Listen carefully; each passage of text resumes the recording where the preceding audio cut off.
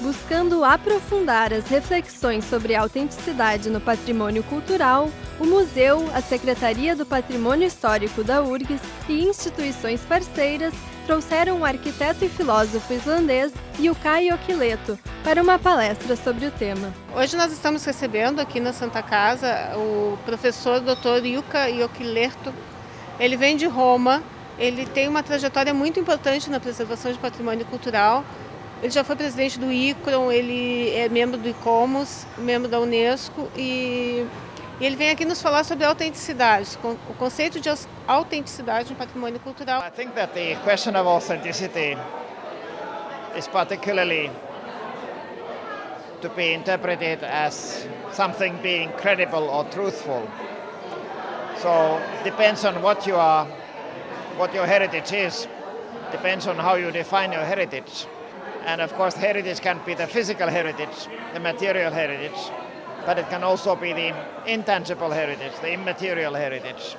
Tratar da autenticidade é um ponto cerne nessa questão, porque ela vai lidar com as questões de origem, né, daquilo que nos remete à nossa história, como se fundamenta, como se constitui e como isso se mantém e de que maneira isso se mantém. A palestra é bastante interessante em função do tema que o apresentador ou que o palestrante está falando, que é a questão do patrimônio, a valorização do patrimônio. Eu acho que outros países já têm bastante desenvolvido esse tema e no Brasil está iniciando muitos processos de educação patrimonial, então eu acho que o público que vem assistir vai levar para os seus locais. Muitas pessoas trabalham nessa área aqui em Porto Alegre ou no Rio Grande do Sul. A palestra do islandês Jukka Jokilaito faz parte do segundo curso de extensão universitária Preservação de Patrimônio Cultural, que tem como objetivos promover a reflexão sobre a restauração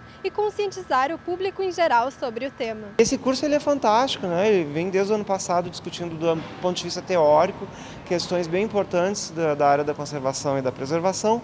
Esse ano debatendo então a questão da autenticidade. Esse tema do aporte teórico, dessa reflexão filosófica, ele é super importante porque muitas vezes ela passa batido nos cursos. Os cursos se preocupam às vezes mais com a técnica, com a intervenção e menos com a reflexão. Então a gente procura trazer e suprir essa lacuna e acho que a gente está no caminho certo, dada a procura pelas pessoas para acompanhar essas discussões. This whole question of making people understand issues, it's a learning process. Values are the result of a learning process.